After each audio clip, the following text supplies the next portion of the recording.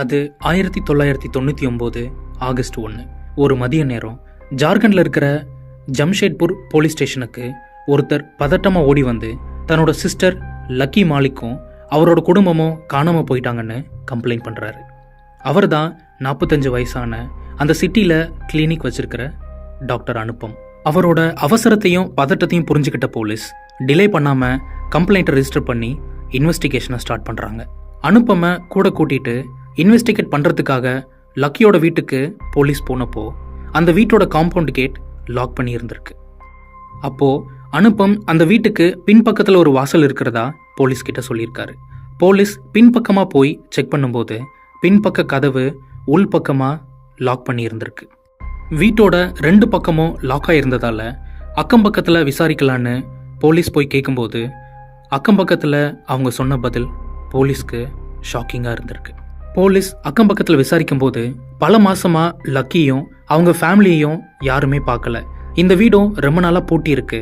அவங்க எங்கே போனாங்கன்னு யாருக்குமே தெரியலன்னு போலீஸ்கிட்ட சொல்லியிருக்காங்க. டவுட்டான போலீஸ் வீட்டோட லாக்கை உடைச்சு வீட்டுக்குள்ளே போக முடிவு பண்ணி உள்ளே போய் பார்க்கும்போது ஒரு ஸ்ட்ராங்கான பிளட் ஸ்மெல் வந்திருக்கு. தங்களோட மூக்கை கர்ச்சீஃபால் கவர் பண்ண போலீஸ் அந்த ஸ்மெல் எங்கேருந்து வருதுன்னு தேடி போகும்போது அவங்க போன இடம்தான் அந்த வீட்டோட லிவிங் ரூம். அங்கே ரத்தக்கரை படிஞ்ச நிறைய துணிகள் அங்கே கிடந்திருக்கு. ரொம்ப பதட்டமாக என்ன நடந்ததுன்னு தெரியாமல் போலீஸ் பக்கத்தில் நின்றுட்டு இருந்தார் அனுப்பம்.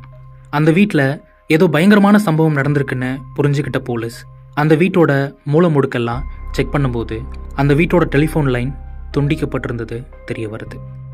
இது ஒரு ராபரியாக இருக்கலான்னு போலீஸ் நினச்சிட்டு இருக்கும்போதே அவங்களுக்குள்ள ஒரு கொஸ்டின் ரைஸ் ஆகுது. இது ஒரு ராபரியாக இருந்தால் வீட்டோட வெளியிலையும் உள்ளேயும் எப்படி செக்யூராக லாக் ஆகியிருந்திருக்கும்? அது மட்டும் இல்லாமல் வீட்டை உடைச்சி உள்ளே நுழைஞ்சதுக்கான எந்த அறிகுறியும் அந்த வீட்டில் இல்லை. சந்தேகத்தில் வீட்டை சுற்றி தேடிட்டே வீட்டோட பின்பக்கத்துக்கு போன போலீஸ் அங்கே ஒரு வித்தியாசத்தை நோட் பண்ணுறாங்க. அது அந்த வீட்டோட செப்டிக் டேங்க். அந்த செப்டிக் டேங்கோட மூடி சிமெண்ட்டால் நல்ல டைட்டாக சீல் பண்ணப்பட்டிருந்துச்சு. அந்த செப்டிக் டேங்கை சுற்றி ப்ளீச்சிங் பவுடர் பேக்கெட்டும் எம்டி ஆசிட் பாட்டில்ஸும் சிதறி கிடந்திருக்கு. சீல் பண்ணப்பட்ட அந்த செப்டிக் டேங்க் பக்கத்தில் இந்த மாதிரி விஷயங்களை நோட் பண்ண போலீஸ் அந்த சிமெண்ட் மூடியை உடைச்சி டேங்கை ஓப்பன் பண்ணி பார்க்குறாங்க. ஓப்பன் பண்ணி உள்ளே பார்த்தப்போ போலீஸ்க்கு தூக்கி வாரி போட்டுச்சு. அந்த செப்டிக் டேங்க்குள்ளே நிறைய சாக்கு மூட்டைகள் இருந்திருக்கு. எல்லா மூட்டையும் வெளியே எடுத்த போலீஸ் ஒரு மூட்டையை பிரித்து பார்க்கும்போது போலீஸ் அனுப்பம் எல்லாருமே பதறி போயிட்டாங்க. அந்த மூட்டையில் இருந்தது வெட்டப்பட்ட நிலையில் இருந்த மனித உடல் பாகங்கள். உடனே அந்த area high priority crime scene ஏரியாவாக அறிவிக்கப்பட்டு சீல் பண்ணப்படுது. அந்த எல்லா மூட்டையுமே ஃபாரன்சிக் டிபார்ட்மெண்ட்டுக்கு போஸ்ட்மார்ட்டம் டிஎன்ஏ டெஸ்ட்டுக்காக அனுப்பப்படுது. 1999 நடந்த இந்த கொடூர சம்பவம் இந்தியாவையே உலுக்கின ஒரு கேஸாக மாறுச்சு. பௌமிக் ஃபேமிலியில் நடந்த இந்த மர்மத்தை பற்றி தான் இந்த வீடியோவில் பார்க்க போகிறோம். ஜார்க்கண்டில் இருக்கிற ஜம்ஷேத்பூர் டெல்கோ காலனியில் வாழ்ந்துட்டு இருந்தவங்க தான் பௌமிக் ஃபேமிலி. அது இண்டஸ்ட்ரியல் ஒர்க்கர்ஸ் அதிகமாக தங்கியிருக்கிற ஒரு பகுதி. வேலைக்காக சொந்த ஊரை விட்டு நிறைய ஃபேமிலி அங்கே தங்கியிருந்தாங்க.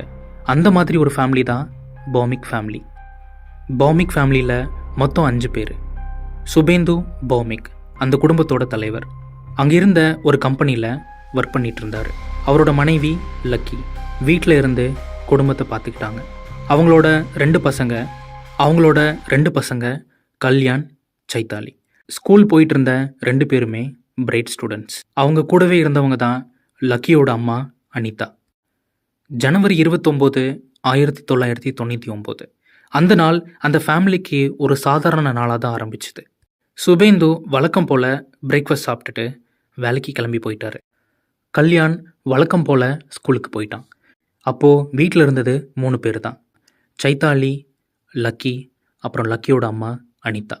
எப்போவும் பக்கத்து வீட்டில் இருக்கவங்க கிட்ட பேசி சிரிச்சிருக்கிற அந்த ஃபேமிலி அன்றைக்கி வித்தியாசமாக அமைதியாக இருந்திருக்கு.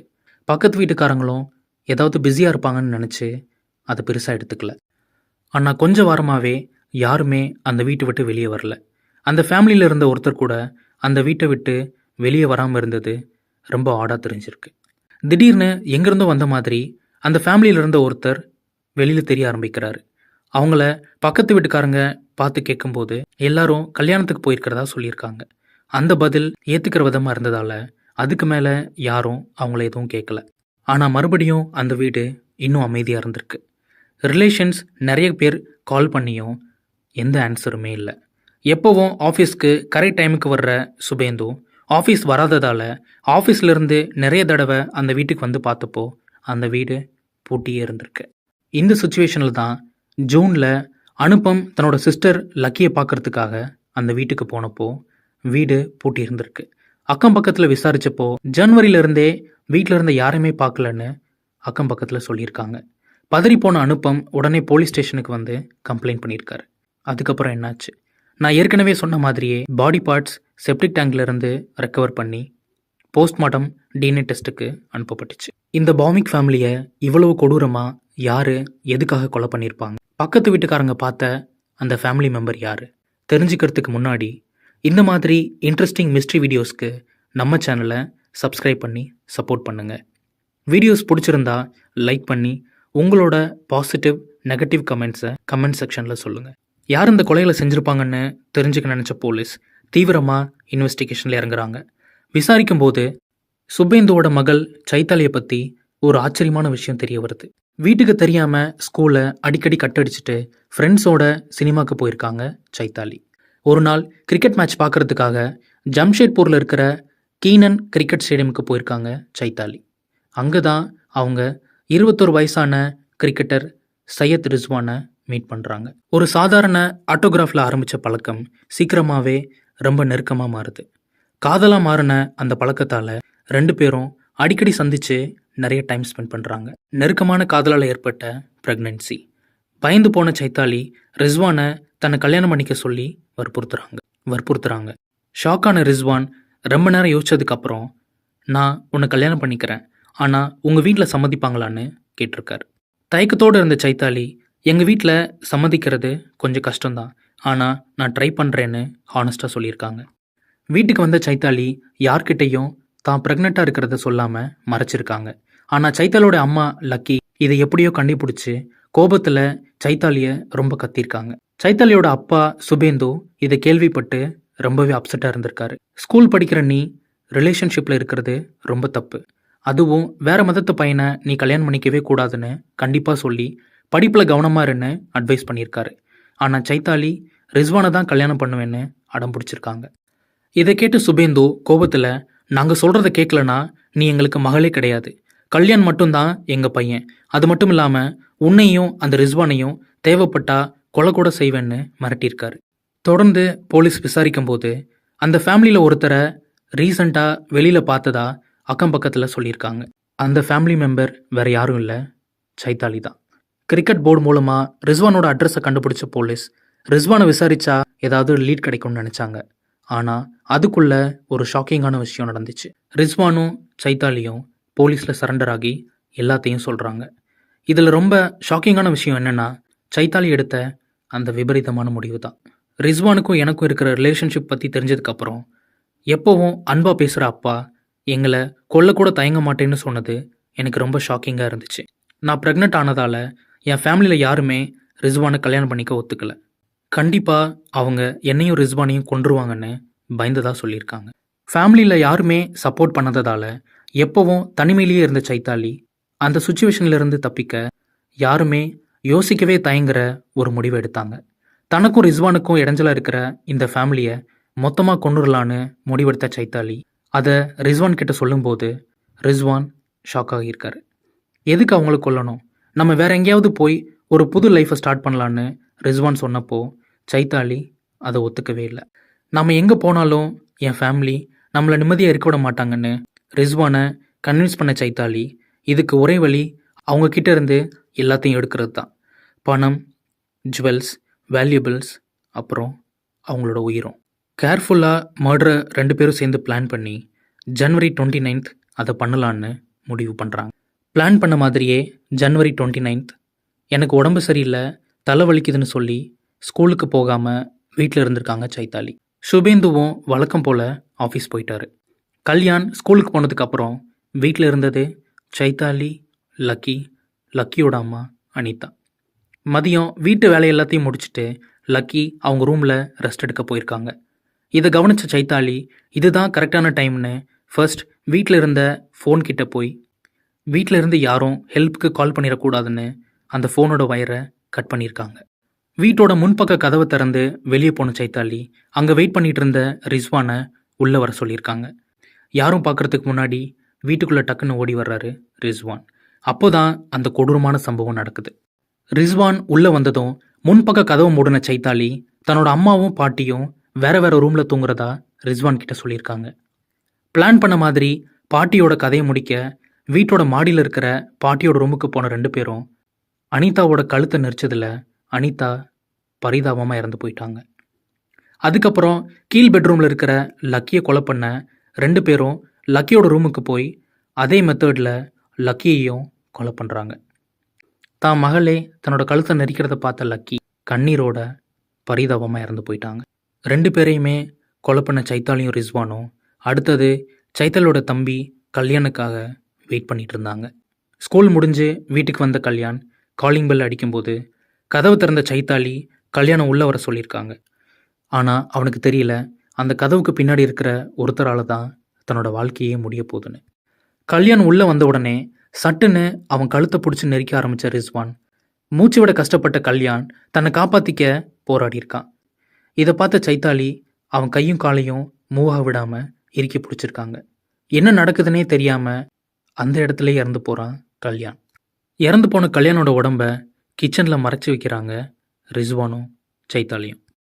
ஆஃபீஸ் முடிஞ்சு வீட்டுக்கு வந்த சுபேந்து காலிங் பெல் அடிக்கிறார். சைத்தாலி வந்து கதவை திறக்கிறாங்க. எதுவுமே பேசாமல் உள்ளே வந்த சுபேந்துவை கதவுக்கு பின்னாடி மறைஞ்சிருந்த ரிஸ்வான் ஒரு பெரிய இரும்பு கம்பியால் சுபேந்துவோட தலையில் பலமாக அடிக்கிறான். கீழே மயங்கி விழுந்த சுபேந்துவோட தலையிலிருந்து ரத்தம் கசிய ஆரம்பிக்குது. சுபேந்து அங்கேயே இறந்து போகிறார். கொலை செஞ்ச 4 பேரோட பாடியையும் மறைச்சு வைக்க ரிஸ்வானும் சைத்தாலியும் பிளான் பண்ணுறாங்க.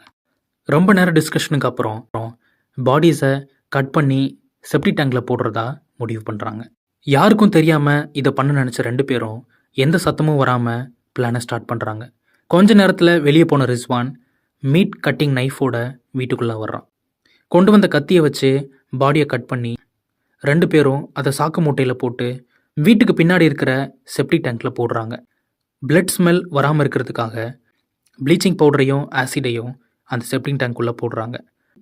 வீட்டுக்குள்ளே போய் ரத்தக்கரை இருக்கிற எல்லா இடத்தையும் க்ளீன் பண்ணி ரத்தக்கரை படிஞ்ச சில துணிகளை லிவிங் ரூமில் ஒரு கார்னரில் மறைச்சி வைக்கிறாங்க.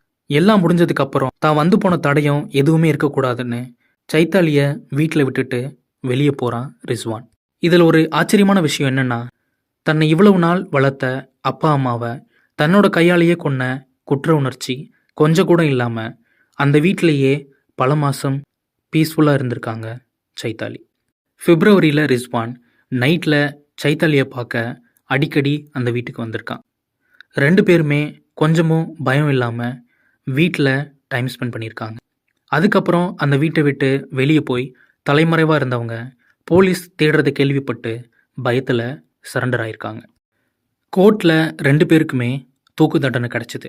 ஆனால் அதை எதிர்த்து 2 பேரும் ஹைகோர்ட்டில் அப்பீல் பண்ணப்போ தூக்கு தண்டனை ஆயுள் தண்டனையாக குறைக்கப்பட்டுச்சு. ஜெயிலில் சைத்தாலி ஒரு ஆண் குழந்தைய பெற்றெடுக்கிறாங்க. அந்த குழந்தையோட 2 வயசில் சைத்தாலி குழந்தைய பார்த்துக்க அன்ஃபிட்னு சொல்லி அந்த குழந்தை ரிஸ்வானோட அம்மா கிட்ட ஒப்படைக்கப்பட்டுச்சு. என்னதான் காதல் கண்ணை மறைச்சிருந்தாலும் தன்னோட அப்பா அம்மாவையே கொலை பண்ண சைத்தாலிக்கு எப்படி மனசு வந்துச்சு? குற்ற உணர்ச்சியே இல்லாமல் அந்த வீட்டிலையே 2 பேரும் இருந்தது தான் ரொம்பவே ஷாக்கிங்கான விஷயம். இந்த விஷயம் கேள்விப்பட்ட அக்கம் பக்கத்தில் இருக்கிறவங்க ஸ்கூல் போகிற சின்ன பொண்ணா இதெல்லாம் செஞ்சதுன்னு ஆச்சரியப்பட்டாங்க. இந்த வீடியோவில் இருந்து நம்ம தெரிஞ்சுக்க வேண்டிய விஷயம் என்னென்னா, நமக்கு எது எப்போ தேவையோ அதை அப்பா அம்மா கண்டிப்பாக நமக்கு தேவைப்படுற நேரத்தில் கொடுப்பாங்க. அது பணமோ எஜுகேஷனோ இல்லை லைஃப் பார்ட்னரோ எதுவாக வேணாலும் இருக்கலாம். அது வரைக்கும் பொறுமையாக தான் இருக்கணும். பேரண்ட்ஸும் தங்களோட பசங்க விருப்பப்படுறத அக்செப்ட் பண்ணி சப்போர்ட் பண்ணணும். இந்த கேஸை பற்றி நீங்கள் என்ன நினைக்கிறீங்க? கமெண்ட்டில் சொல்லுங்கள். வீடியோ பிடிச்சிருந்தா லைக் பண்ணுங்கள். இந்த மாதிரி இன்ட்ரெஸ்டிங் வீடியோஸ்க்கு நம்ம சேனலை சப்ஸ்கிரைப் பண்ணுங்கள். தேங்க்ஸ் ஃபார் வாட்சிங்.